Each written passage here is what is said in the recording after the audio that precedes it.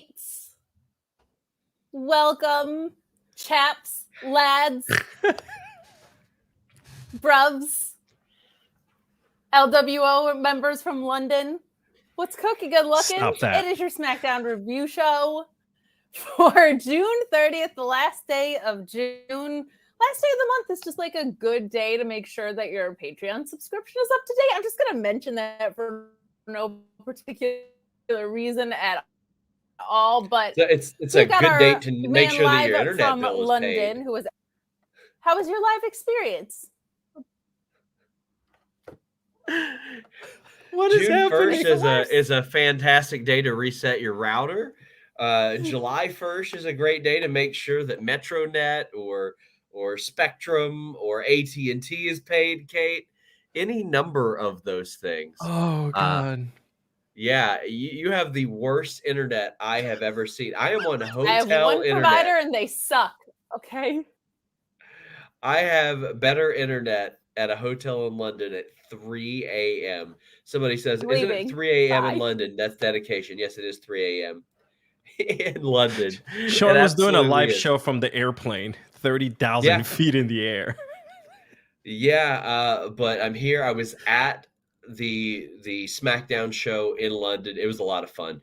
I honestly feel like being at that Smackdown a couple weeks ago in Lexington sort of briefly reinvigorated my love for live wrestling because I had a good time there. I am a little bit under the weather, as you guys can tell, but we're going to talk a little bit about the show. It was fun. LA Knight, supremely over this guy. I spoke to him briefly today. That interview, which we only got 2 or 3 minute interviews during these junkets, which is a bummer, but you guys know that that's good enough for me to get some good scoops. And I talked to Bayley. I talked to Pretty Deadly. That was a lot of fun. Shayna Baszler, asked her about the bite, asked Bayley about WrestleMania being left off of that. We get some good, interesting answers there. A Vince impersonation out of Shayna Baszler. So those will be dropping over the next few weeks. But there were some things that went down, some things that a lot of people have questions about. A lot of people asking about Owens. As best I know, he was selling. Every time in the past I have asked, is Kevin Owens okay? I'm told he's just good at his job every single time. Today, specifically, Kit Wilson and Elton Prince were working over the leg and selling the fact that they had the ability to work over the leg as well. So I am of the belief that it was a work, but that remains to be seen. I'll get that verified, all that. But some Fightful Select news, by the way, doing a text-based Q&A over there right now. So subscribe, get that in. This weekend, we're going to have news on Ace Steel coming back to AEW, what he's allowed to do. There's going to be a Beach Blast 92 retro review and news on a talent that's technically under WWE contract, which is nice. We've got a whole bunch of AEW contract news over the past week, including we revealed that Harley Cameron is under a full-time deal, but lots of stuff over there. Just so much that we can't even plug. It's just too much. It's too much for me to do at 3 a.m. But things that I found interesting. Fightful Select did report Shotzi was in town this week. Obviously, there was a reason for that. She had a pretty significant angle regarding that. That was shocking to me that they went and did that angle after Vince nixed that whole match a couple weeks ago. But I'm glad they did. KE775 gets his super chats in and says, hey, Sean, PW Insider is reporting there's a pitch for Charlotte to replace Zelina and Money in the Bank. Have you heard that? I'm sure there's a pitch for Charlotte Flair to win every women's championship ever. I haven't heard that, but I wouldn't doubt that there's a pitch for that. There are so many times when people will hear things that are pitched and it'll make their way to me and people will be like, well, I haven't heard about that. Well, yeah, it was a pitch. Until it's a thing, it's probably not going to get to the talent itself, but I could absolutely see that. I know that a lot of what Zelina's doing wasn't originally in the cards, and her performance and reaction sort of forced their hands to that. And speaking about forcing hands, Zoe Stark impressing officials so much that she was pulled from media to put her on the live events this week as well. She was supposed to do that. Hit Row, Piper Niven, all in town as well, but they're not being used. Omos in town as well. So there's a lot of names that are being brought in to do media and to do appearances, and just because they want to be, even though they're not necessarily on these shows. I talked to LA Knight today about the long-standing rumor that started last year with some less than reputable people that are like, oh, well, he's the favorite to win Money in the Bank. And he was like, that was conjecture. It didn't mean anything. It was speculations, hopes, all that. But even like he kind of agreed. He's like, maybe they heard it. Maybe they liked it. Maybe they liked the reaction to it, which I think is pretty cool. But that reaction to him was unreal. Him and Sami Zayn specifically, just unreal reactions. Very, very cool. One of my favorite parts of these shows is exactly that, like these hometown pops that you get. We heard Butch get a really nice pop in this as well. Yep. What was the kind of net of the live experience? Watching it at home, it felt go homey for sure. Yeah. But a decent enough episode. But the crowd was phenomenal. So as I decided if I was going to this show, it's been a wild week. If you've subscribed to Select, you saw that I haven't stopped working while we've been doing this. And I was like, okay, what's on this show? It's like, oh, Roman's on the show. There's a tag title match on the show. There's a women's title match on the show. It's like, damn, this is a big show. This is a big SmackDown. It's a Paul White. It is a big show. Yeah, and then wow, the finish didn't quite happen the way it was supposed to. Did both Bianca KODs make it on the TV? Yes, but neither of them broke the table or looked good. So it was so funny to watch it because she was trying to appease the fans. That's what she wanted. That was very obvious. The second one felt like it was fan driven. Like, who knew if they were even supposed to go onto the table? Because those tables didn't break. But poor Charlotte is so tall that she can't, like, it's hard for her to take the move in general. But on a table, she had a handstand to get herself over. Oh, my God. It was so wild from that spot. But I just want to say this. I've covered Charlotte Flair's career for like the last 8 or 9 years. I've never seen her in better shape than what she's in right now. She looks incredible. She looks like such a star. Her gear looked great in person too. Bianca looked really, really awesome in person. Like she had a new edge to her. Asuka in person, like putting that act together has been really, really great as well. I don't know what was up with that Austin Theory Ridge match. That was real weird. A front drop kick won the match, which, okay, sometimes you got to win with one of those so you convince people that it'll work. But was it a rolling one too? Because that's even weirder in some ways. Like that slows you down. That was very, very odd. And then Austin Theory lost to Ray in a non-title match as a dark match as well. Oh. So it was very confusing in the arena because we got the hype package for Karrion Kross and AJ Styles, right? And it's like next week. Then they did the match tonight, like for the live crowd. So, like there, a lot of us didn't know what the show was going off the air with. We didn't know if it was going off the air with the Usos thing or this Karrion Kross AJ Styles match, which AJ Styles won. Despite Mia Yim being ringside, he did win that match. Did you get flicked off today or no? No, I did see her though in the lobby. She didn't get asked to do media day because she's not that famous, but shoot. I thought it was to protect you guys. I thought she'd come out and kick your ass. So between her and Shotzi. Listen, I just want to say this. Spencer Love, once my good friend, went back on his promise to not book Shazza McKenzie. How'd that travel to that show go for Shazza McKenzie this week? She sat at an airport for 16 hours. Yeah, I'm sure you had nothing to do with that at all, I'm sure. As a wise man who has never said anything stupid ever once said, you get what you put in and people get what they deserve. And that is from Only God Knows Why by Kid Rock. Never said anything stupid. She was also on Nick Hausman's show, which I think is she's making the rounds. I think she's coming back for you, man. I don't know why Nick would stoop that low, but I like Nick anyway. He's over here in London as well. I filmed at Wrestle Talk. I had a little news bit on FightfulSelect.com about that. Did a few things there, but I'm going to give you guys a little news and notes on Fightful Select, what we've had over there. Make sure you guys subscribe. I had more on Bryan Danielson's injury, his work on creative in WWE, some Logan Paul pitches, news on WWE travel. We broke the news that StarCast is coming back. Man, I'm looking forward to that. AEW talent Harley Cameron confirmed under a full-time deal. More news on Ciampa and Rollins, Scorpio Sky, Nicole Matthews.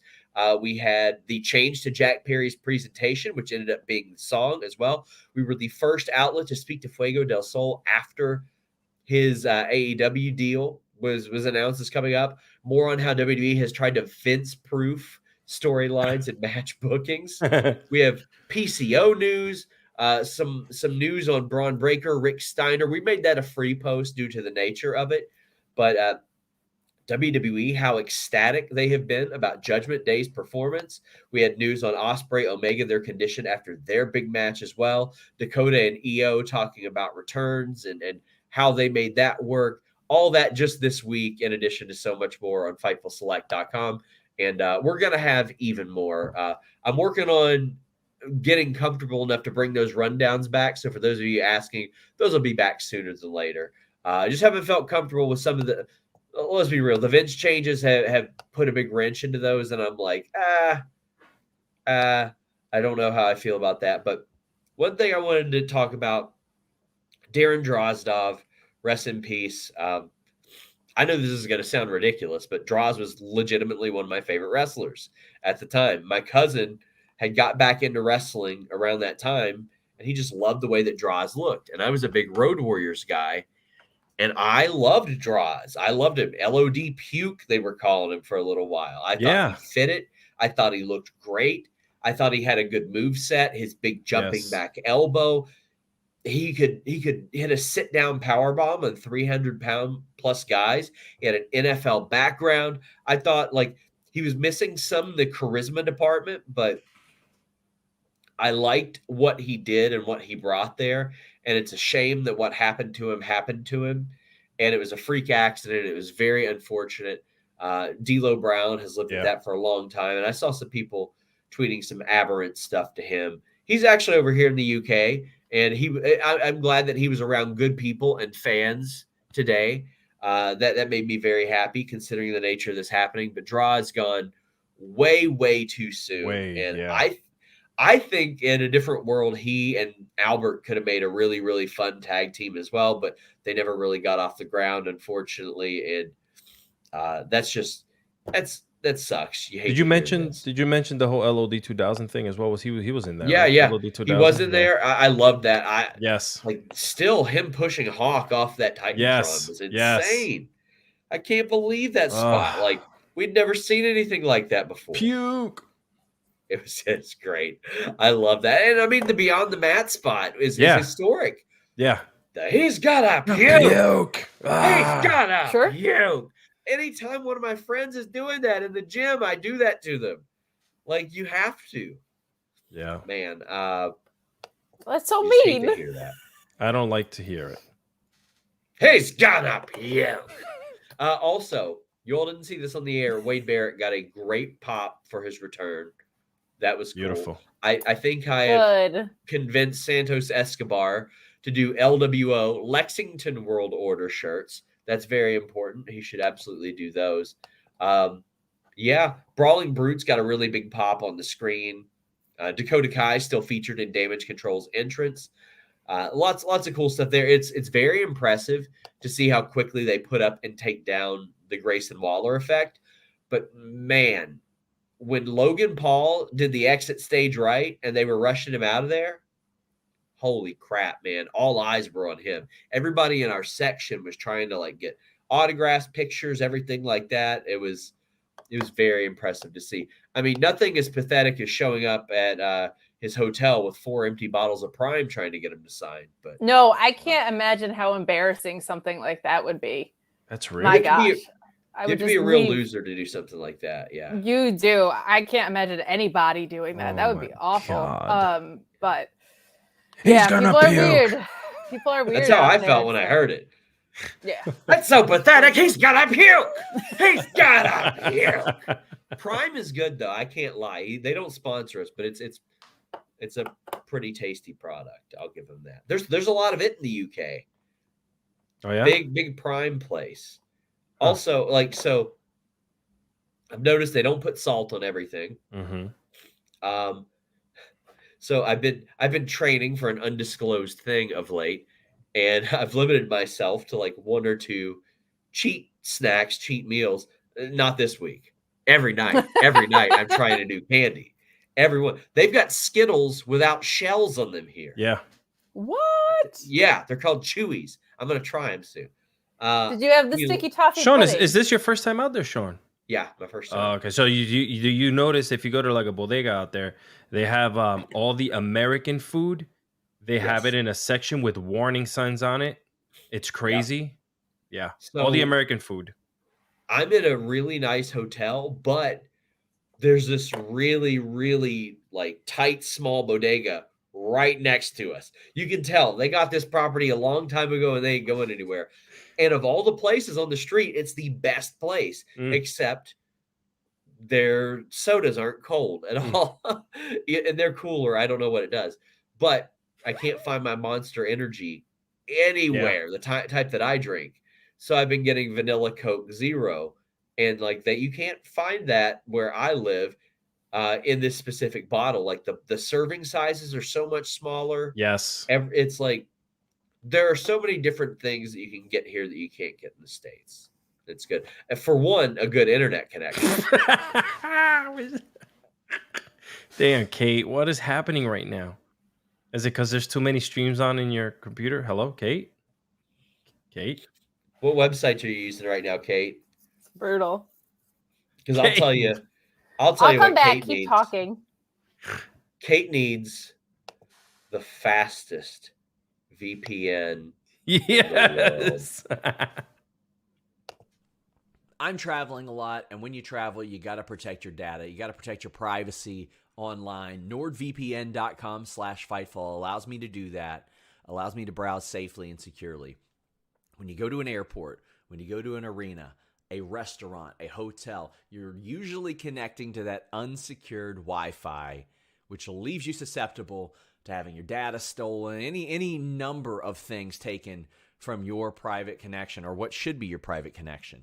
NordVPN.com/Fightful makes it a private connection with the fastest VPN in the world, a 30-day money-back guarantee, and a ton of other features in addition to that peace of mind that you get when you can browse safely and securely. And I'm talking all your devices: Surface Pro, laptop, desktop, PC, smart TV, router, phone, whatever you're taking with you. NordVPN.com/Fightful will add extra layers of security to your digital life. You can get a password manager, a file encryption tool. Be safe, be smart. NordVPN.com/Fightful. Sean, the only thing as a film producer and person who loves doing this for a living, the fact that the goddamn camera is focused on your mic and not on you pissed me off so much every time I watch that. Because you're so out of focus. I'm like, no, what a great ad. And all I can see is a microphone. Yeah, I'm going to work on that. I'm working on my production into things ASAP, actually. But let me know. I'll make my way over to wherever you're at and Lexington, we'll hook it up for Kentucky. you. Yeah, let's do it. Never been. I'm going to try to get some AEW people in studio in August. I'm sure CM Punk will come right by. I love that. I'm going to try to give him his Fightful award, and I just know it's going to be like the old man on the plane that's like, shake my hand. I want to shake your hand. So it's going to be like, I just know it. But yeah, guys, before I hop off here, please subscribe to FightfulSelect.com. We're going to have, let's be real. We got the most accurate scoops on the planet. When we report something, you don't need to go, by golly, is that true? Is that reputable? I make sure it's true. I make sure that it's reputable. And if not, I'll say this is a rumor that I heard. I will be very transparent with that. And right now I've got a text-based Q&A going on, and I'm just going to keep it going for a little while. Jimmy was supposed to do a Q&A this week, but schedule stuff happens. But We've got a bunch of bonus shows for you this weekend, like pay-per-view prediction shows or pay-per-view preview shows, and then special review shows like Alex on Sour Graps and the like. So I want to thank you guys for letting me stop by at, let's see. Go to bed. 3:30 a.m. Go to bed, you maniac. 1 a.m. local. I don't think I'm gonna. I demand it. You are sick, sir. Yeah, but you're gonna get real meds out there. That's the thing. So don't worry about it. You go down there to the bodega. well, real let me clean tell meds. you. Let me tell you. Is it because they spell Claritin wrong here? Oh. Is it? Did they spell it wrong, or is it like how they spell color in center, where it's just different? Maybe ibuprofen, but here's what I respect. It's got Braille. And listen, hold on, I'm gonna read it in Braille. Ibuprofen. Wow, the man. Wow, look at you! Unbelievable. I'm trying to learn a little bit of Spanish. Now I know how to do Braille. Hell yeah, I'm gonna do all of our podcasts in Braille. I don't think that. You know what? That's a great idea, Sean. That's For less than idea. a box of Claritin, you can get yourself Fightful Select, ladies and gentlemen. I can't top that. I'm getting out of here. Thank you guys. Later, brother. Goodbye. Bye. Well. Nice to have the bruv stop by. The lad, the chat. 3:30 a.m. He's a maniac. He's out of his mind. Here's the thing. That's like not that different than how he normally works. Like he's always up very, very late, but he's sick and in London. So now he's like on a time difference with it. But guys, we're going to get our regular show kind of underway here. We got some super chats and some humper chats that came in that were not for Sean because he's not the only person that generates the love. Okay. We've got Auntie Collins asking me what figures I have. I got Eddie Kingston, partner. Oh, me too. I got CM Punk. Of course. I got CM Punk. And I have Eddie Guerrero. Oh, I got that one too. I'm your papi. I have the dog collar match set. Oh, you got that? He's the best. Oh, that's so awesome. I did. It looks amazing. It looks amazing. Would strongly recommend. Actually worth the money considering how expensive it was. And what else we got going on? Matthew Plus saying Katie has the worst of a lot of things, including bangs. You know what? Wow. It's your birthday today, so I'm going to say thank you for the money. Enjoy your little insult. It's the only one I'm giving you. Move along. All right. Her bangs look pretty okay today, and I'm going to lie to you guys. My bangs look all right. My bangs look fine. They're not the best. They're not the worst. Ugh. I wish. My internet would be great then. My internet would be fantastic.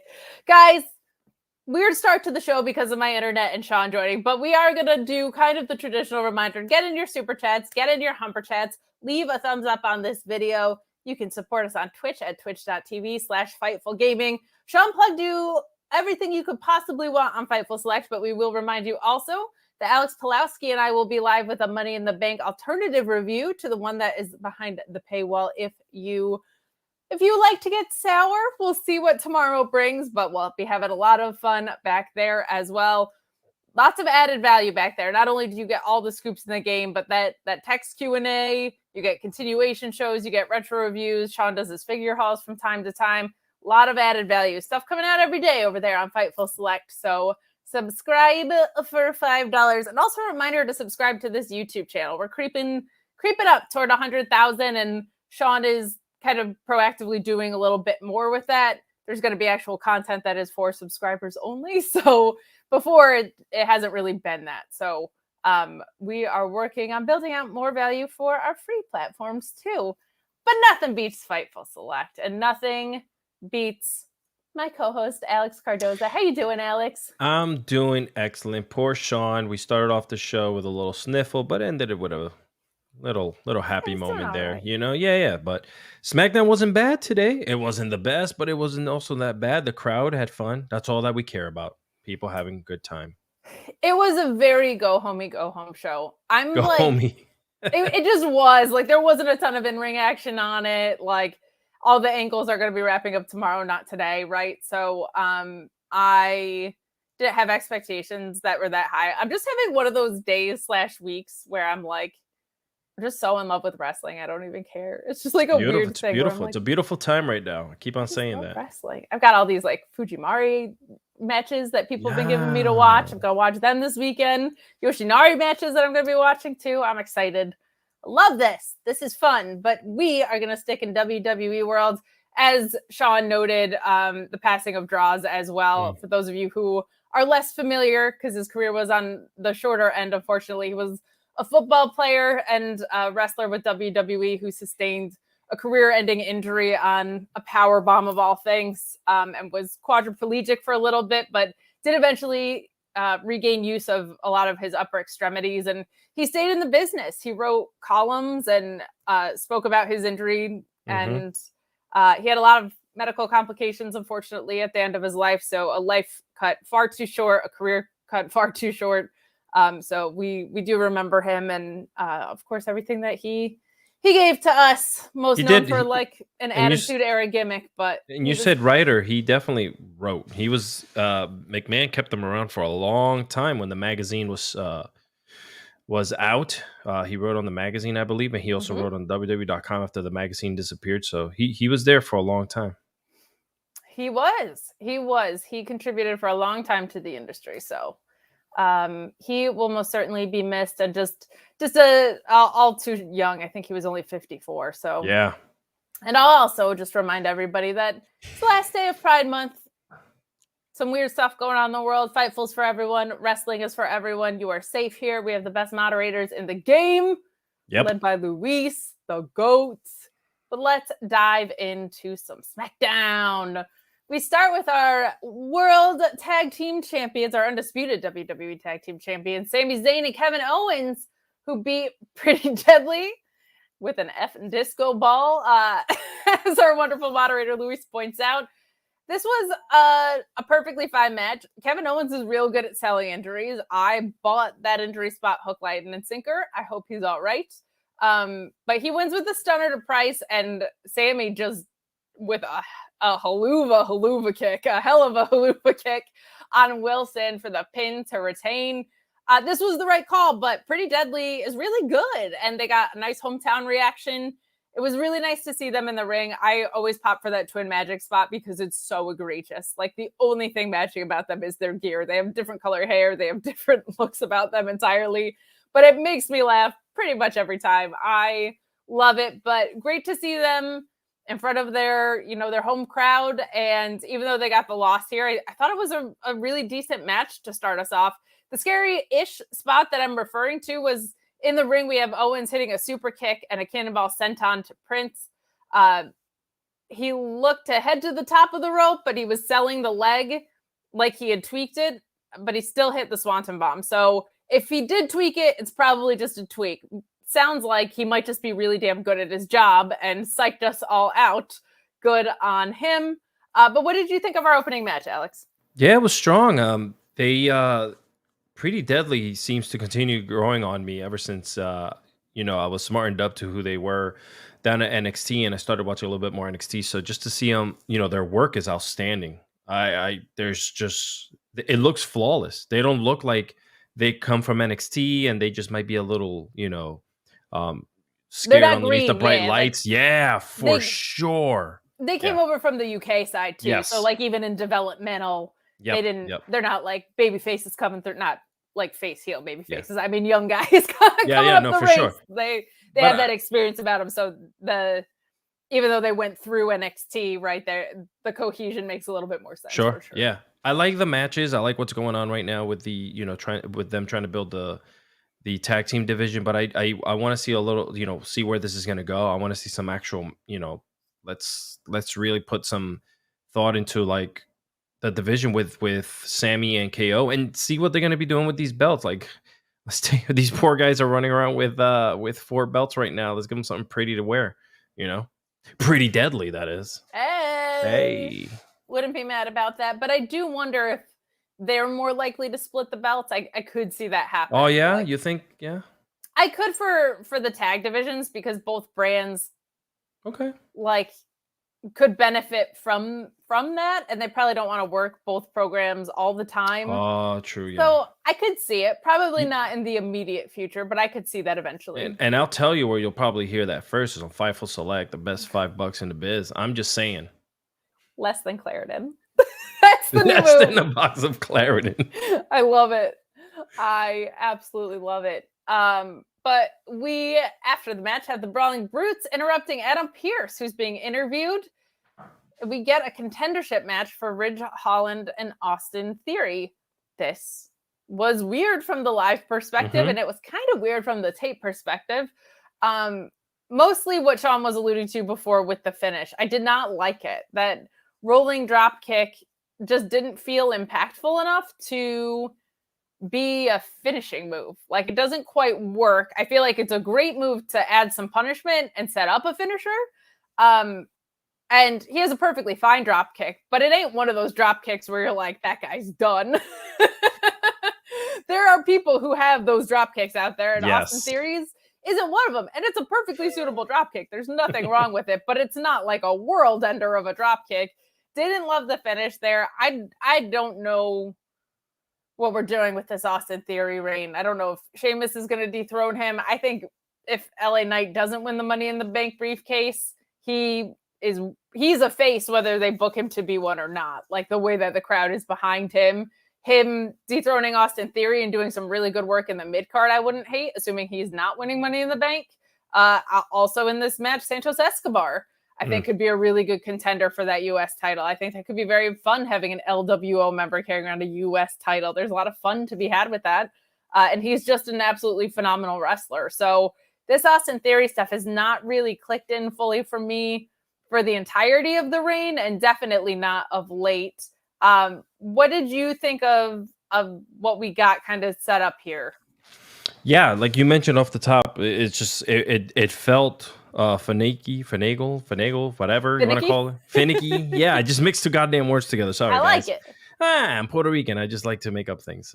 Word wise. But yeah, so thing about Austin Theory is that since he got the belt, there was a point there where he was really like looking strong. He was like his mic skills all of a sudden were like really on point. It didn't look like he was reading cue cards. We spoke about this before a couple months ago, and I really thought that they were gonna push him and elevate him and do, you know, you don't want to do the same thing as the World Championship, you know, where you're kind of like defending it in a bigger world, right, than what it is, because it is just a US Championship.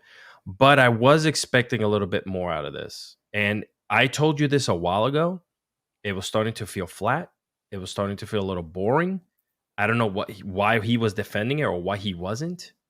And now I'm just left thinking, are we just going to move it on to someone else? You know, like, it doesn't matter whether it happens or doesn't. And I wish I didn't feel like that.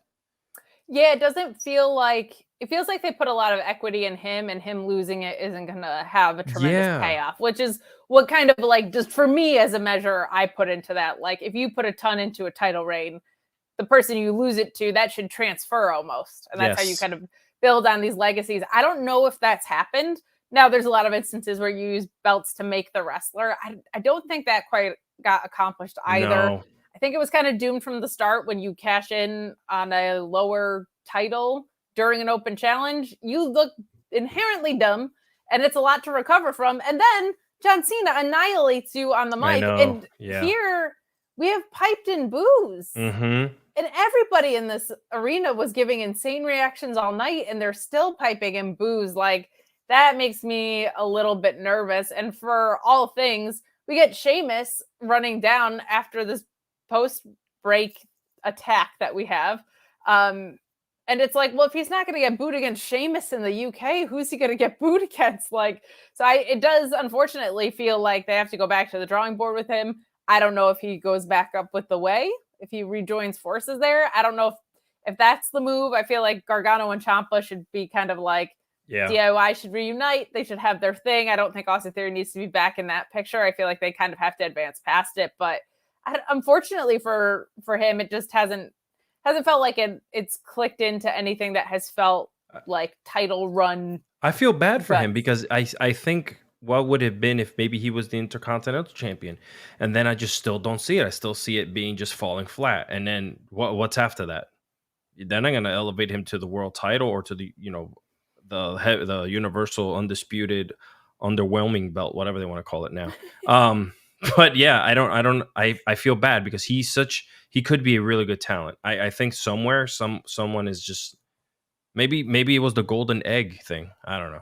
Who knows? Oh man, yeah, that's been damned for a long time, hasn't it? But I don't know. I hope they figured out with and for him. He definitely has the chops in the ring. He's good in the ring. Yeah. But yeah, good looking cat too. He's a good looking cat, says Alex. That not even a spooky witch, and Alex isn't on that. I love it. I love it. We need more spooky witches in London. We need London overrun by spooky witches. Hey, Karrion Kross is not only a tarot card reader, he's a chess man as well. I don't know, man. That's another one. I'm sorry, Kate. We've been talking for months about him. What is happening? I don't know. Like, we get the vignette, the style of it always is well produced, etc. They called out AJ Styles and refers to him as one of the most decorated competitors of all time. Duh. But he made AJ gasp for air. And just like chess, he beat him with 3 moves. Next week, here's what killed me. Next week, he's calling for checkmate TikTok.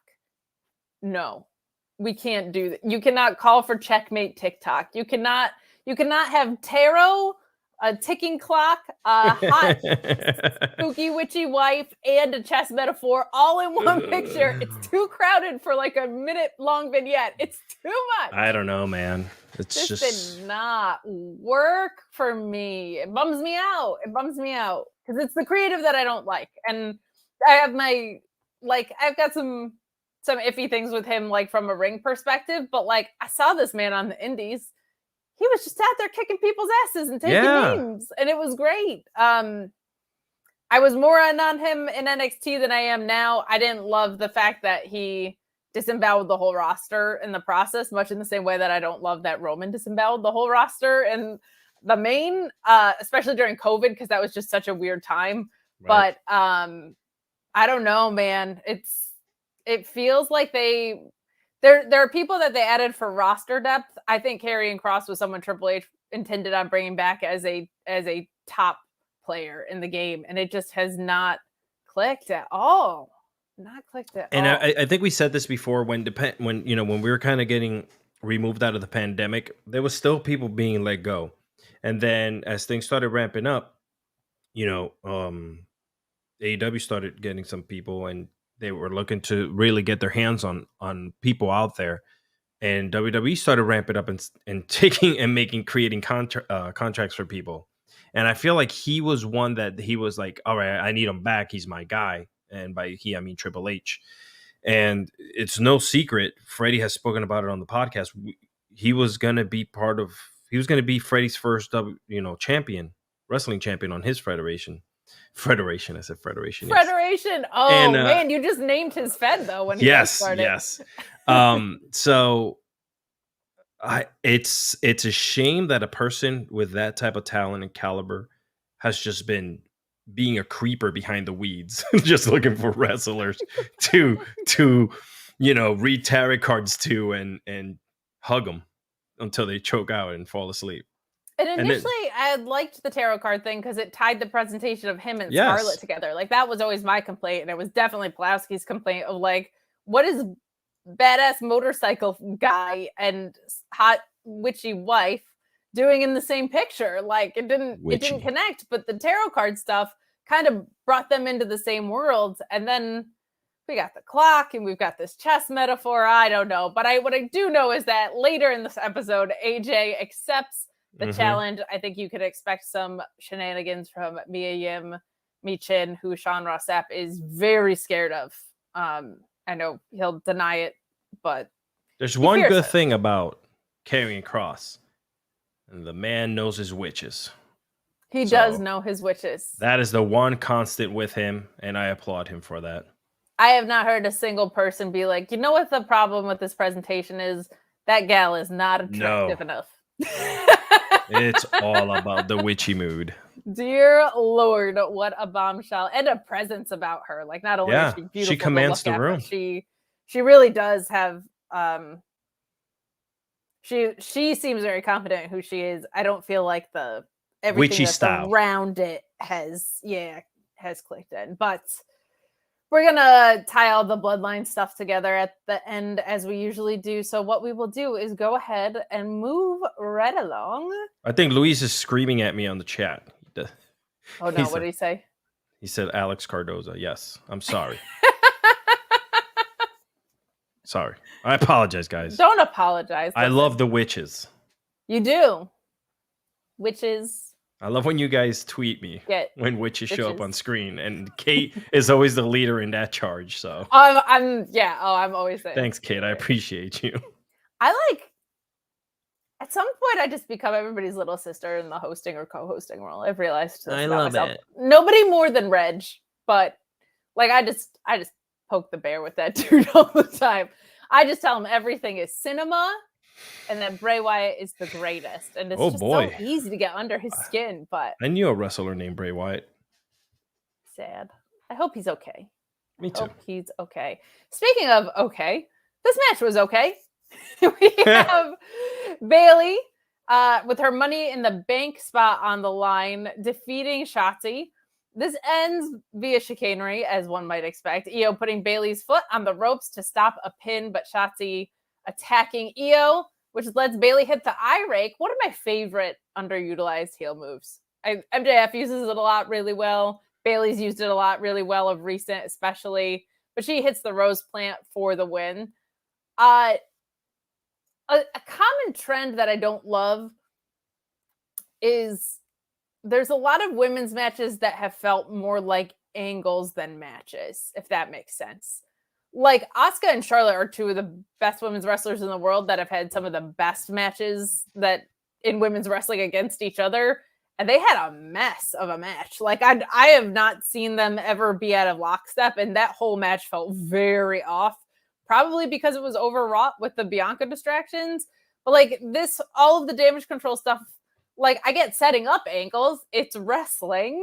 But it feels like we've been so overpowered by angles and not had enough just like women beating each other up, which I would prefer to see. This was kind of an example of that. I expect more of this on a go-home show because you're trying to protect people from injuries, etc. Like this is the place where you do stuff like that. It's your last attempt to drive an angle home before a pay-per-view, and you don't want anything too risky for the wrestlers that are supposed to be wrestling again tomorrow. But it felt that way last week too, and the week before, which is kind of a bummer, but this was perfectly fine. Interesting that Io helped out Bayley after being the one to nominate her for this, which I think is really, really fun because it keeps the like who's turning on who and Money in the Bank stuff alive a little bit. And then after, we have Shotzi confronting Io and Bayley backstage, and they beat Shotzi up and cut her hair. My goodness. Oh. My word. What were your thoughts on the match and the post-match? I think it was fine. Bayley was completely over. We can talk about that. And listen, as much as I love all the shouting and the singing and the markiness that is the crowd, I think after like the fourth one, I was like, okay, please mute it. It just... No, you stop it. I'm going to be sour Alex right now. I'm going to steal a page from Mr. Pawlowski. I know. I'm going to be sour 2.0 now real quick. Hold on. Oh, no. I love it. I'm all for it. But after a while, I had to mute it. I was like, all right, cool. I mean, like, it's cool. Like, even the announcer sounded a little bit like, all right, enough is enough. But this was started with NXT, baby. I know. You don't have to defend it, Kate. I'm okay with it. Listen, I'm a mark for singing and dancing in the crowd, you know. But other than that, yeah, I think it was good. That beatdown of Shotzi was, I mean, I don't know what we're going to set up, but I think it was really cool to see that that side of the women. I love it when they kind of extend it outside of the ring. I love when the storytelling you just continue to add, you know, little droplets of things in there. And who better than like Bayley's like a badass. I've always seen her as a badass. This whole heel run, she's been just that. She's been perfect with it. I always thought that like she wasn't gonna really special combination Yes. of being absolutely hysterical when she wants to be. Malcolm Bivens / Stokely Hathaway has the same thing where you know, not in the ring as much, but it's like can be extremely silly chastising Michael Cole, and bam, the next second, like it never takes you out of taking her seriously just because she's being funny. So I really, really love that about her. And you're right, like the rose plant is planted, man. Like she's a really, really great wrestler, and it's so special to me that she's able to accomplish that, because I also find her to be one of the most selfless in-ring wrestlers that I've ever seen, man or woman. Like she is just so giving to whoever she's in the ring with. So for her to be able to still come across as a badass while being that giving is not always easy for people to accomplish. Sure. And again, it's not that I don't like fun and singing, because I'm the first one out there singing along with my mates. But no, when crowds go into business for themselves, though, I get it. Yes, like, right. We had that reaction at Clash in the Castle, and then Bayley shut it down, and it shut down, right? Oh, so I get you. Okay. Oh. That was it. With it. That's it. So we will continue to move along, guys. I know there's not a ton that people are raring to talk about tonight, unfortunately, but we can talk about Money in the Bank tomorrow. I'm sure most of the chats are going to be from Mr. Yeah, and what we might expect. We'll go over what we think are some likely outcomes for Money in the Bank at the end of this too. But feel free to get in your super chats and humper chats about anything you want to talk about on SmackDown. We plugged the heck out of Fightful Select in the beginning of the show, but there's more news coming about that and AEW news coming around the corner. We've got a real busy summer that has kicked into gear. So some really great stuff coming Throw up. humper chats, you know, throw some, super chats our way. I might show you a little collar, you know what I'm saying? I might get a little busy on a Friday night, baby. Let's go. A little classical action It here. is Friday, everyone. You know, it's time to get freaky. That's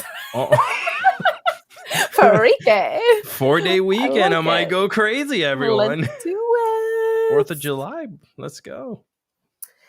Well, mate. Oh, we got an Aussie here. A lot of mating going on today. A lot of mating. So much mating. You know what?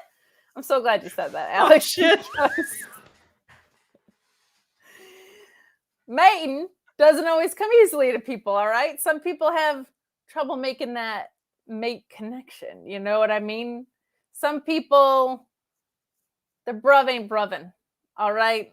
Sometimes the lads, they're not as chuffed as they want to be, all right? Sometimes you run out of British, just like phrases to say in your Bluechew segue. So you play the ad. Is your sex life stuck in developmental? Well, get ready for a call up with Bluechew.com and the code Fightful. Same active ingredients as Viagra and Cialis, but how about this? No awkward in-person visits, no trips to the pharmacy. It's shipped straight to your door in a discreet package. But let me tell you, your package is not going to be discreet when you use Bluechew, and the code Fightful helps give you that confidence, that performance to take you straight to the main event, if you know what I'm saying. When approved online by one of our physicians, it just arrives straight to your door. You're not going to have people nosing around with what you're doing. And right now, you get your first shipment free when you use the code Fightful. Go straight to the top. You know what I mean. Memorable performance, high spot, whatever other innuendos you can think of. Bluechew.com and the code Fightful. I'll tell you what, our synergy, to use a corporate word here, because I'm that type of person. Corporate Alex. Yeah. Oh my God. The corporate, the corporate ministry. That's what I'm gonna do here. Corporate Fightful, Alex. Our synergy is pretty. Like, I don't even know that you were gonna do that. Like, we didn't practice that, peeps. No, it's just natural, like. Okay. I mean, we threw it up there. One thing led to another, and we're talking about packages. A shirtless set of sleeves away from being pretty deadly. That's how in lockstep. I think. Okay? Can I be honest? I'll be 100% honest. I will make it I will make one. I'm pretty good with my hands. I will make one and wear it here on the show. 100%. I will go pretty deadly on a Friday night here with y'all. Oh my goodness.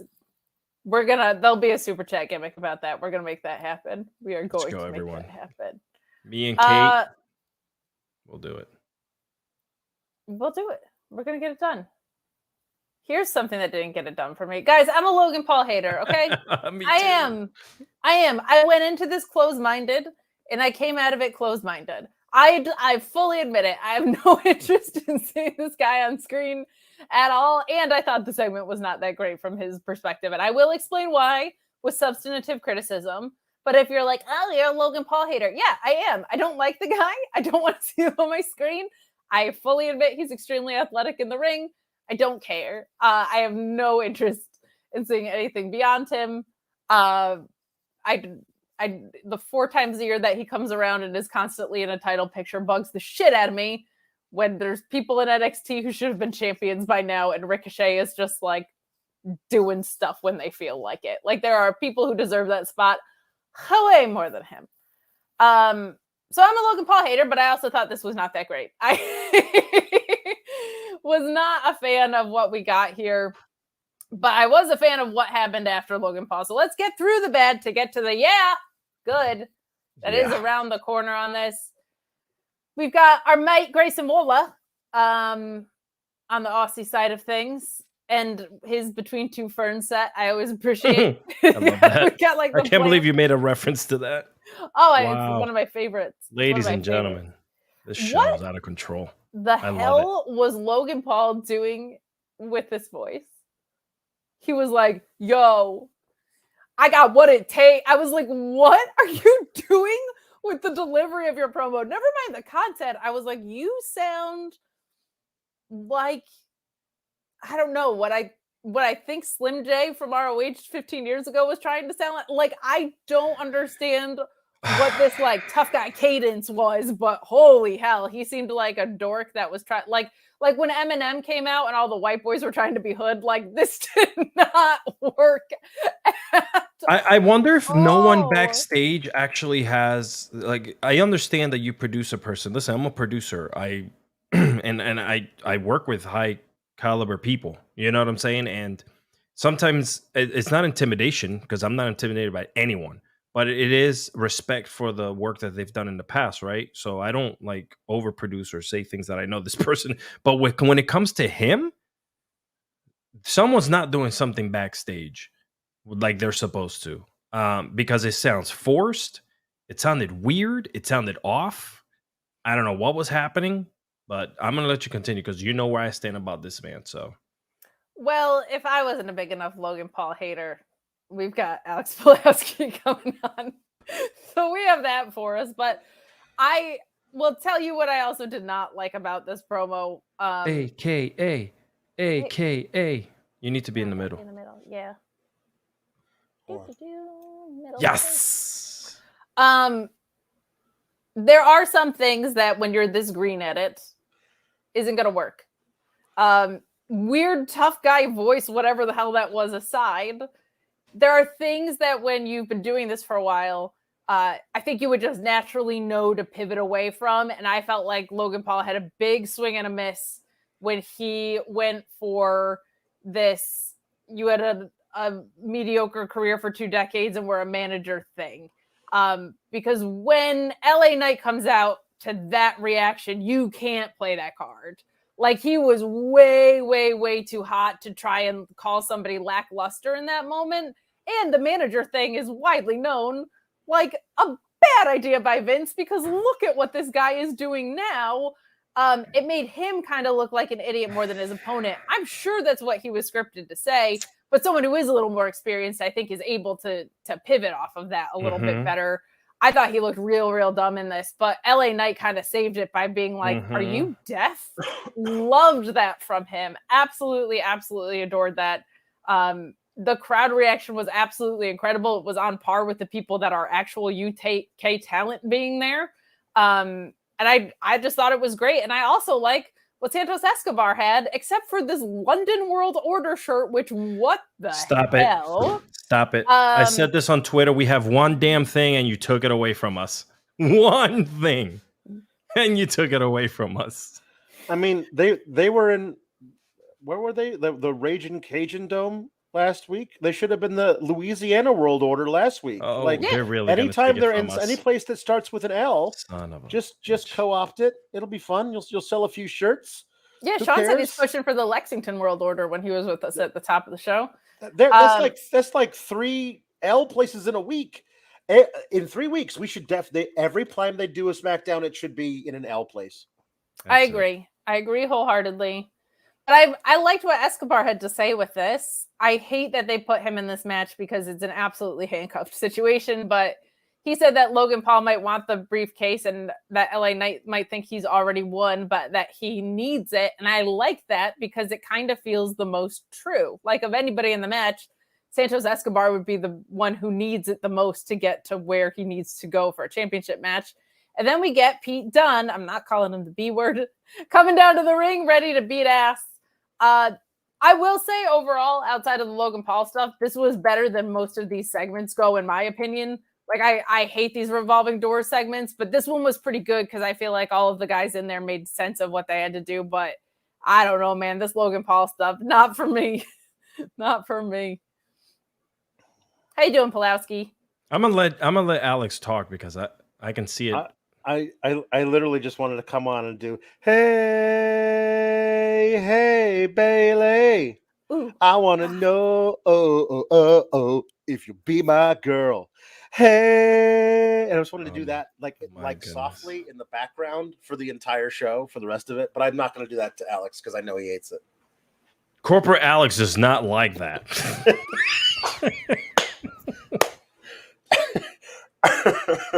Corporate Alex. No, Logan Paul is terrible, and they needed to he needed to like well, you know what? You're the guy who has dumb ideas said that you should be a manager. So there is not the burn you think it is. You know, especially when everybody around you is saying, yeah, no, he has dumb ideas. And now that he's not a manager, all we want to do is share everything he does. If the guy who likes to do things to make the people who pay to go to his shows angry decides to put the Money in the Bank briefcase on you tomorrow instead of on the guy that we love or literally anybody else, we're going to burn this arena to the ground. So, you know, they were basically vocalizing how their choice, saying A, this guy, and B, no matter what, not that guy. And so we'll see what they do tomorrow. But I like to just be prepared for the worst. Oh, Logan Paul's definitely winning tomorrow. I like to steel myself against the horrible things that are coming so they don't hurt as much. But it's still going to hurt. Oh, yeah. Logan Paul's definitely winning tomorrow. I don't even know if he keeps it. They might put the Money in the Bank briefcase on the line or whatever. But I definitely think Logan Paul is ripe to win it. This Poppy from Racing. To be fair, Corporate Alex, cultural appropriation is an English tradition. We learned it by watching them. Yeah. Like we learned it by watching them. America got its ideas from. Yes, that was definitely what that was. I did mention last week. Who taught you to do this stuff? You all right? I learned it by watching you. I did mention last week that if the Logan Paul wins Money in the Bank, there was going to be. I was literally going to run backwards through a cornfield naked. I am sorry. There's just no way didn't happen because guess what's happening tomorrow? Logan Paul's tomorrow night I'll be texting Kate. I don't think I'll be next week. There's going to be some real questionable crop circles out there in North Carolina. And if that's not Fightful Select content, I don't know. Let's put it behind a paywall. Let's do it. I'll strap a freaking GoPro to my head and just go. You gotta start You got to start a Cornly fans. Corny fan. Cornly fans. I See see what this guy's the. got? I'd say it's pornography.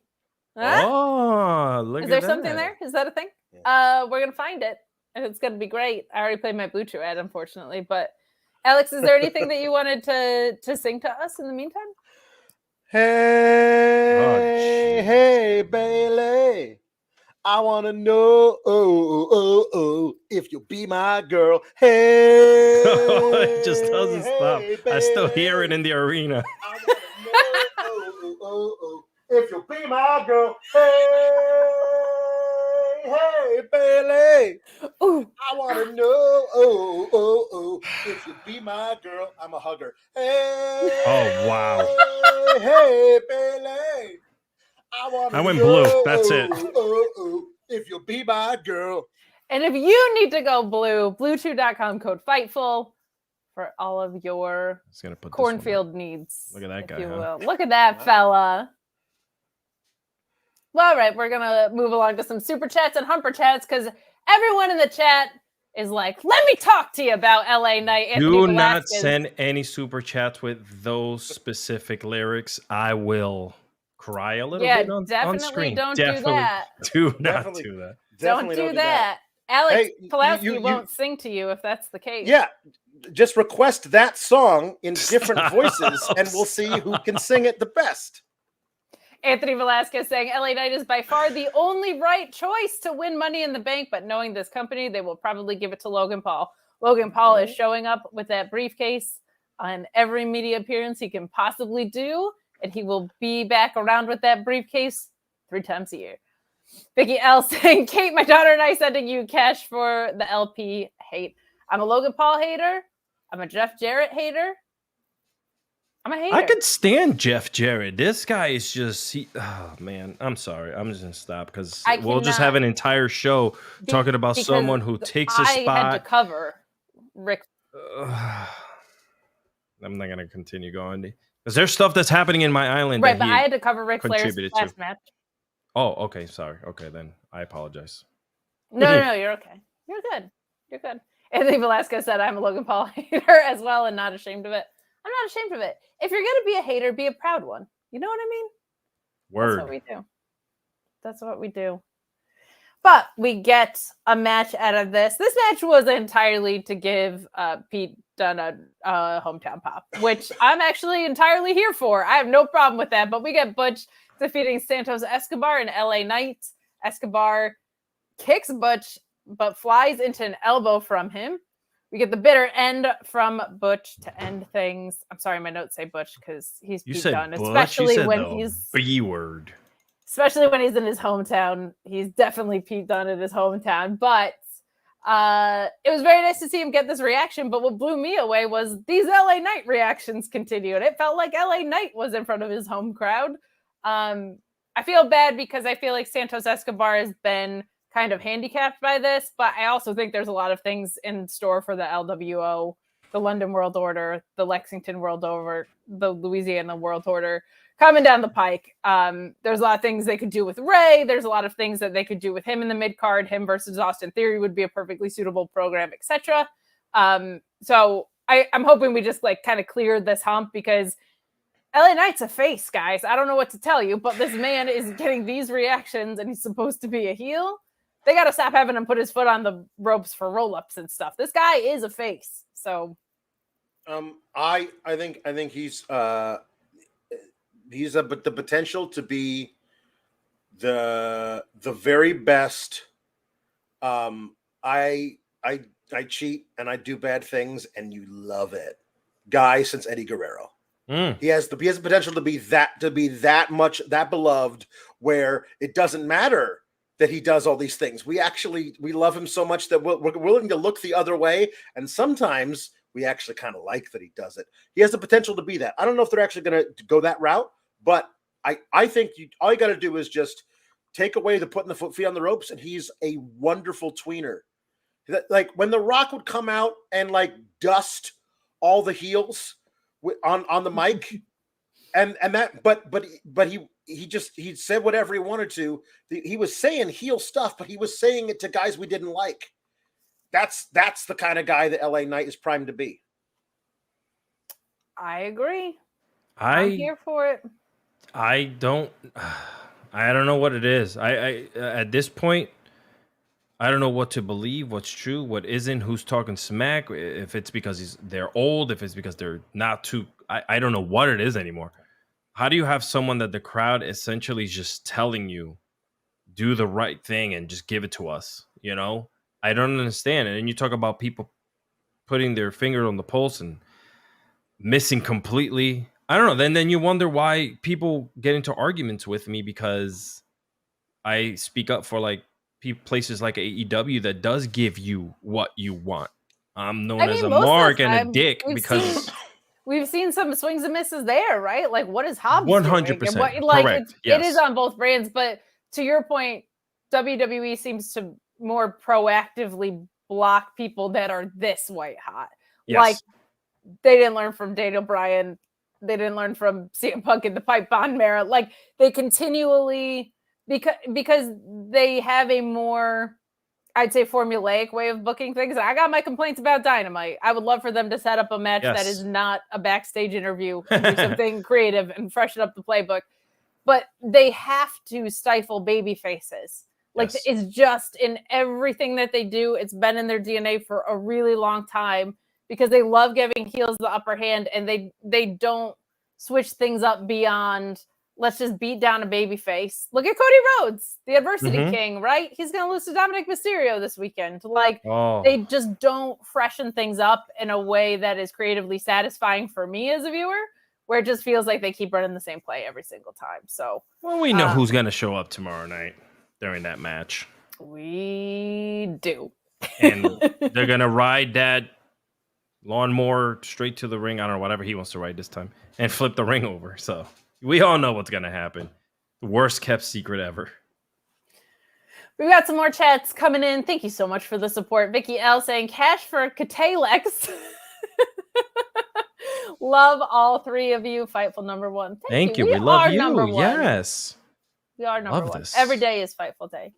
And our wonderful friend Kylie saying it's the last day of Pride. So sad. Not here. It's not. Pride's every day. Pride's every day in my heart. Yep. I don't care who. I'm still your lovable trans girl and Damian and EO for Money in the Bank. Also, Kate, Alexis, stay beautiful, you amazing humans. Now, Pulaski, she did send that in before you showed up. So I don't think you're meant to be slighted as not being really pretty. Just so it's fine. Know.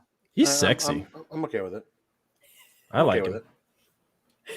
I take so him out next for we chicken. get a segment that I thought was not going to be great, but I didn't think it was going to be this bad. I didn't know Asuka and Charlotte Flair were capable of having a bad match, but boy, howdy did we get a bad match. This was so odd to me. I expected it to be overbooked from the fact that the story is not about this match.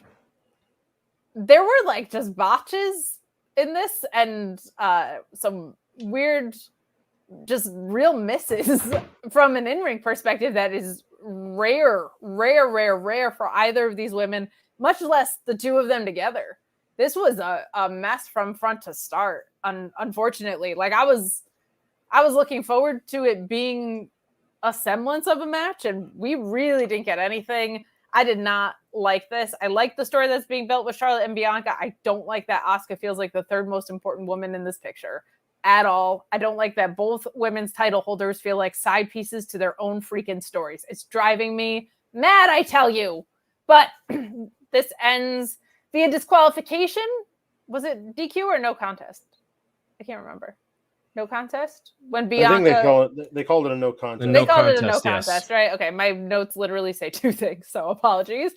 Bianca is sitting at ringside, and she got involved here.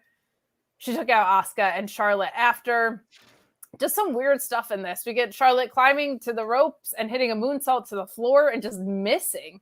And landing on her feet, but Asuka trying to sell it anyway. It was just very, just weird. Just one of those nights where it didn't click in at any point.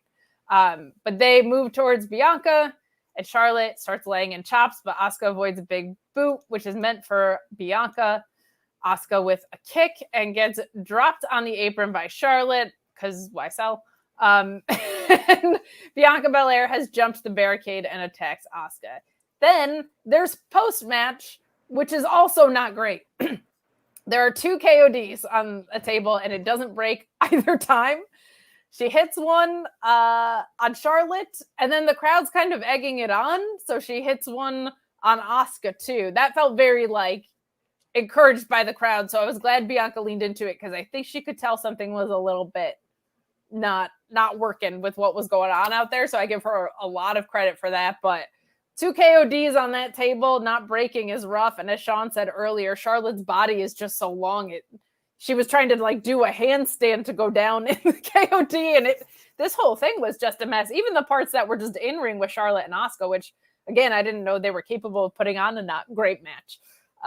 But I'll throw it to Cardoza first. What were your thoughts on what we got here today?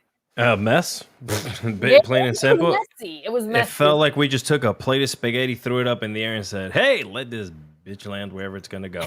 I don't know what was why was it so messy? Like what was the thought process? Maybe just on paper it sounded like it was gonna come out well, and then when they executed out there, it just became a shitstorm. I like this side of Bianca a little bit. Yeah, I like to see what she's gonna be coming out with. I want her to be more of a ass kicker and less of a person talking on the mic, talking about how much she loves people. I'm sorry, I want to see her beat people up. She's she's amazing definitely talent. leaning heel. This feels like Yes. NXT Bianca's coming back out. 100%. Yeah, and so I don't know how they're gonna get there with these like weird matches. I'm sure they had to put something together like this just to have, these 3 prominent faces on television tonight, but other than that, I mean, it was all right. I mean, we'll see where it goes, Here's the thing. When I saw this in the rundown, I was excited because I was like, the finish isn't going to be for me, but when have Asuka and Charlotte not delivered 100% in general, much less together? So that surprised me with what was kind of missing from that. But Pulaski, what did you think? Was this off because of how overbooked it was? Yeah. Charlotte doesn't fucking care. Like if you're not putting the belt on her, she's not gonna this is going to a no contest. Yeah. They're not gonna have they haven't said, oh, we're gonna do the match tomorrow. They haven't added it to tomorrow. So they're not gonna do the match until SummerSlam. So why would Charlotte try or care? Mm-hmm. This is she doesn't in matches like this. She doesn't where the finish is going to be nothing, and they're only being given 8 minutes because Lord knows Roman Reigns' entrance should be longer than the women's title match. So she basically just boycotted having a good match in protest of this entire thing. See, I don't know if I agree with that though, because I feel like the no selling or whatever, sure, we can see that from her on a somewhat consistent basis if you want to make that the complaint. But I think Asuka looked great in this, and some of it was the literal move execution, which even if she doesn't care, that's not something that she normally just full on missing someone is not right. A symptom of not caring. I don't think this was weird. This was weird. Yeah, and Asuka also, I think you're right, recognizes that she's the champion and the third most important thing in all of this. The way that they have done this, if you say to me, hey, going into SummerSlam, the program's going to be Asuka's the champion and Bianca and Charlotte are challenging her in a 3-way, I'd be like, that's going to be great. And the match at SummerSlam may still be great. In fact, I think it's likely to be great. But right now, they're messing this whole thing up because they've decided that they are going to try and turn Bianca heel during this. And she's right on every count. Asuka cheated to end her 13.5-month long title reign. And she hasn't gotten a rematch against her. And she was like, okay, no. We have this new belt. We're going to give to the woman who blatantly cheated to end your title reign. You should be the one getting this belt ceremony, but she cheated to beat you, and we're not going to do anything about that for the time being, okay? Just hang back, don't get involved. We got to do this title belt ceremony now. So we're going to do that. And then what happens? Charlotte shows up. And everyone goes, aha, LOL. Charlotte shows up and immediately gets a title shot. And that's what happened. So she's angry at Asuka for stealing her title by cheating. And she's angry at Charlotte for showing up and going, I'm at the front of the line. Literally, that's her new thing. I am the line. Everyone getting behind me. But that's like, but leaning into the thing we all hate about you, but not like making it the thing that we all hate about you like on purpose is a really bad idea. So Bianca is right to be angry with Charlotte, and she's right to be angry with Asuka, and you're going to try and make us boo her when she's absolutely right about everything, and you're trying to say, okay, hey, who would you like to boo here? Charlotte or Bianca? Guess who 95% of the audience is going to choose 100 times out of 100. And just from the perspective of Charlotte's a better heel too. Yes, and that's the other piece of this. You cannot turn anybody heel against Charlotte. It cannot be done. Becky couldn't do it.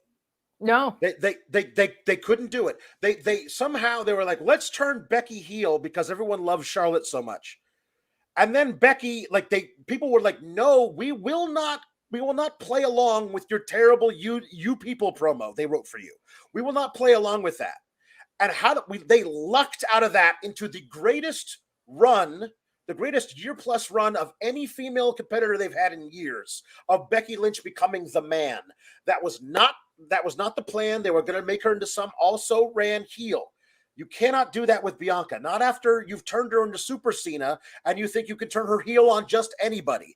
You have to turn her heel on somebody we love, that we want to protect, that we will not see Bianca use her incredible power against.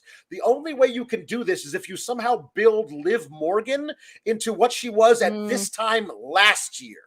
And then you have Bianca turn heel on her. If you have Bianca, let's say, Liv Morgan last year at this time when she won the Money in the Bank is at the top of the ladder, about to steal it, about to take the briefcase, and Bianca pulls a Brock Lesnar 2019, just runs in, kicks her off the ladder, and goes and gets it herself. That would start people going, wait a minute, I don't like this, and then you can lean into it from there. But you cannot turn Bianca heel during all of this. It's not going to work. I think the problem was that they were trying to tell, right, like you said, that's the perfect segue, because you can't, you're right, you can't. And then this story where she's just pissed off, so she's going to turn heel, like that's what they're playing on. The fact that she's pissed because management won't do anything. So she's pissed that management won't do anything about how she not only lost the belt. And then how relatable is that? Right. That your boss knows you are right, but won't do anything in the office to help you out. Right. Like that is incredibly relatable to a lot of people. That's the story they're telling. No way they're going to boo her for that. Right. And then the other piece of it is like, I actually really like Charlotte. She's such a better heel. Right. It's also the Charlotte piece of it. It's twofold. It's not just that Bianca's completely justified in her motivations. Is that even people that like Charlotte want to see her on the other side of this thing because she's just a better heel. I don't think Charlotte either. Like when you look at Charlotte, sometimes it just feels like she just shows up and that's it. If she's there, she's part of like the top storyline no matter what. And sometimes, to me, I could be 1,000,000,000% wrong. Sometimes it looks like she's on automatic, just because she knows she's going to be slotted into that position regardless of what's happening. She seems to, and I've never spoken to either of these people, but she seems to have that thing Randy Orton has of, if you give me something good, I'll give you the best shit you've ever seen. Yeah. But if you give me an 8-minute match that is shorter than Roman Reigns' entrance on the Friday before a massive pay-per-view, that's overbooked with mediocre creative, she'll go out there and now I think she would normally give a better match than this. This just felt off. Because even her with her eyes closed is usually better than this, I feel like. Like this was just a weird night.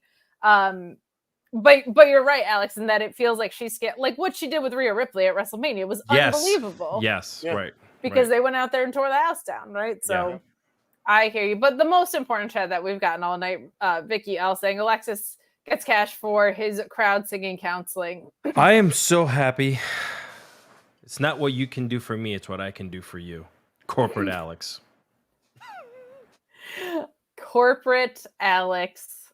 My goodness. And Roy saying, I can't even be mad at this because the Yankees are so damn bad this year. Saying Match swung and missed like it's batting third for the Yankees. Yeah, this was a Josh Donaldson of matches, my friend. This was not good.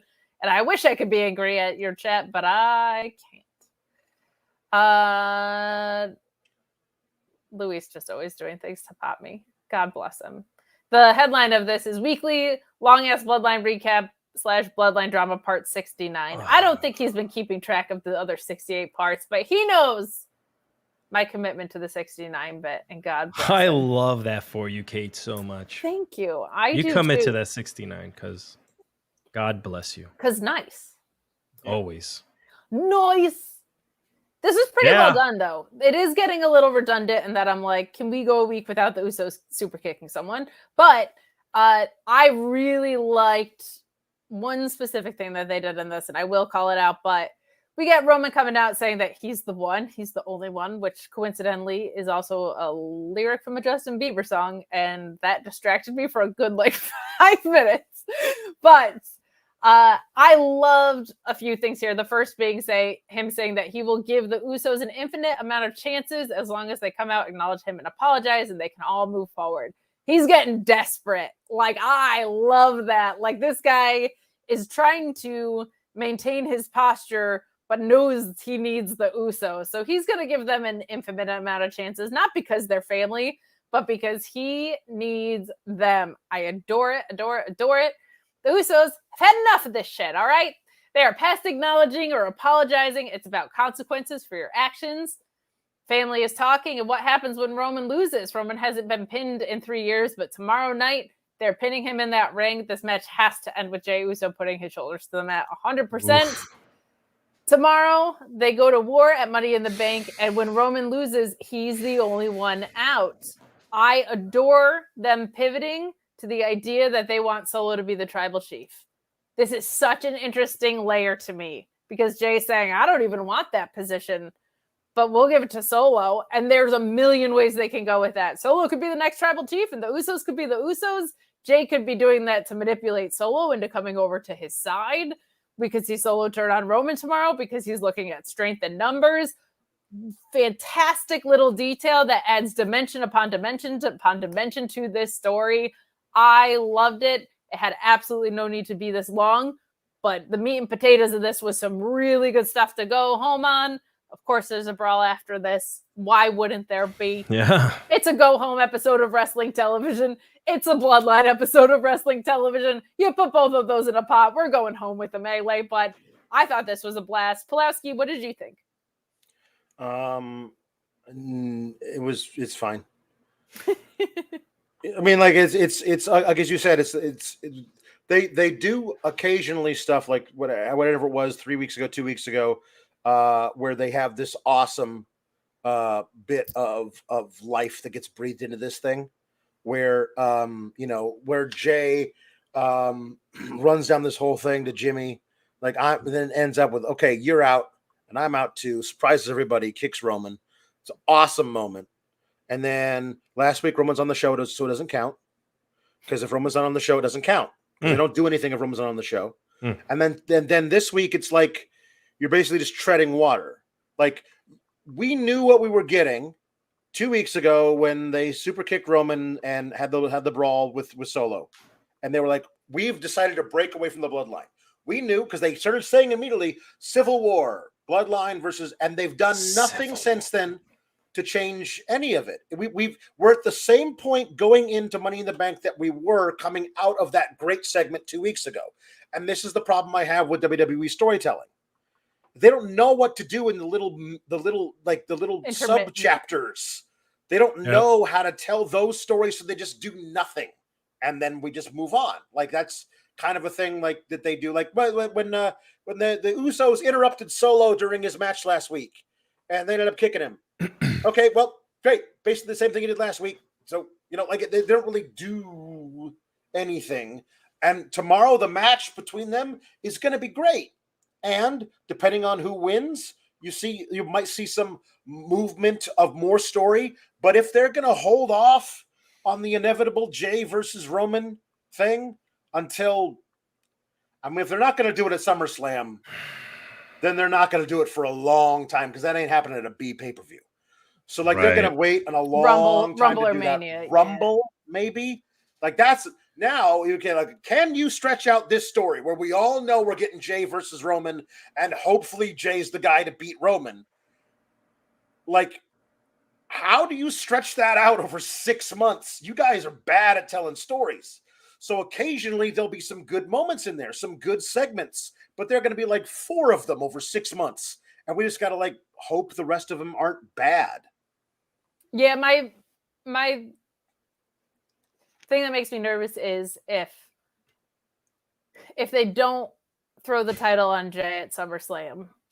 I don't want LA Knight to win this and then have a story where he unsuccessfully cashes in just to buy time. That would make me nervous. I think Logan Paul's winning, but that's what I don't want to see. I don't want to see Logan Paul cashing it in at Survivor Series to lose just to fill time and wasting all the momentum that he has. But I'm very intrigued by the Solo thing, because I think it could just be a way of gaslighting to get Solo away from Roman. Roy Zhang saying that Bloodline story has less momentum than Milwaukee Bucks. Ouch. NBA team. Coming after all of the sports teams today. Sports. Hurtful. Milwaukee, north of Chicago. CM Punk. Chicago, CM Punk.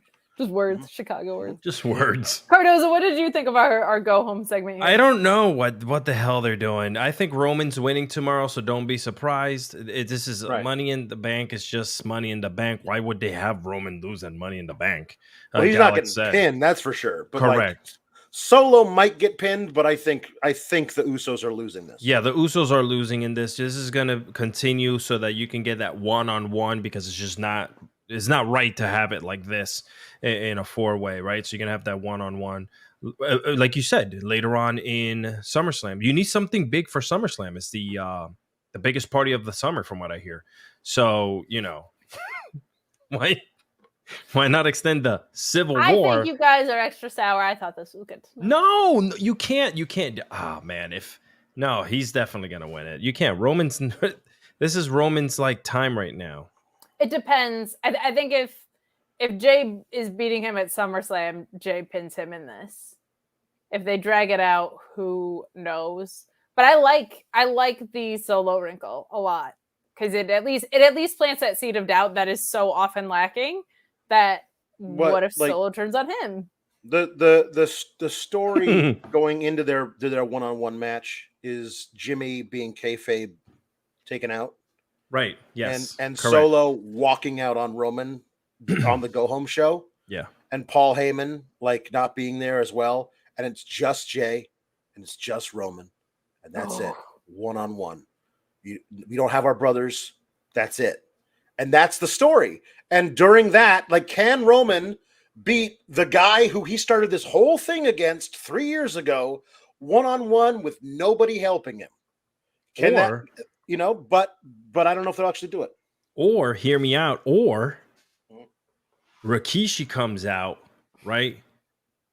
And they stink face Paul Heyman and kick him out. Guys, that's our show for tonight. Thank you so much for watching. Right? And then it becomes the real Bloodline, and Rikishi becomes the new wise man. And everyone's happy. And they just throw egg in the entire crowd's face. Pulaski, is there anything you would like to sing? Wow. For this, you guys talk about this yet? No, I refuse to. Oh yeah, that is the main event. Yes. Michael Cole said Dom versus Rhodes is the main event on a show where you have Seth versus Finn for the title, 2 Money in the Bank matches, and the Bloodline Civil War. They're going to make Cody versus Dom the main event. If they had a 20-foot neon flashing sign that said Brock Lesnar is here, it would not be more obvious. I literally tracked. I'm not going to lie to you, because I do this as a nerd. I tracked the WWE jet leave a certain location in the United States to go to London. And there's a person that lives in that location. So therefore, that person will be there.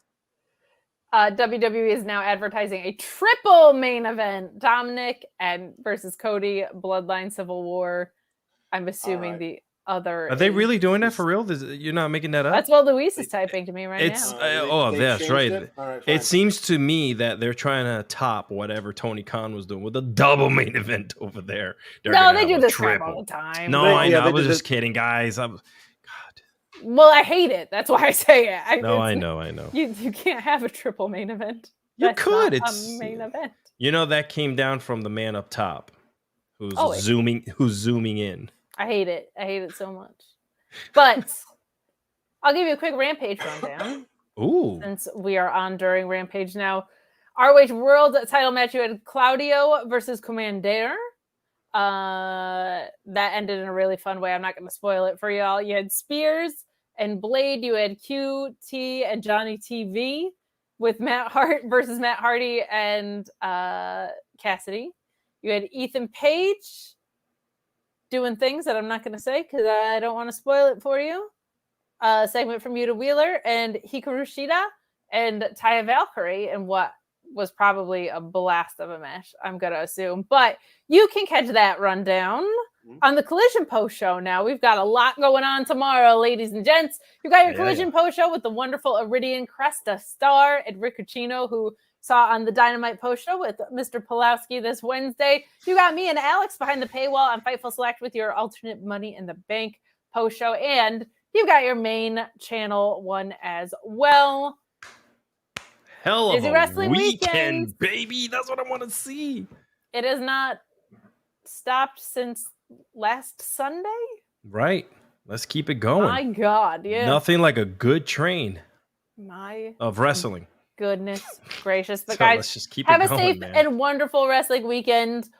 Let's hope that it's just a really, really fun pay-per-view tomorrow. I'm hoping for some LA Night. Yeah. Let's push for it. But Cardoza, let's plug your shit.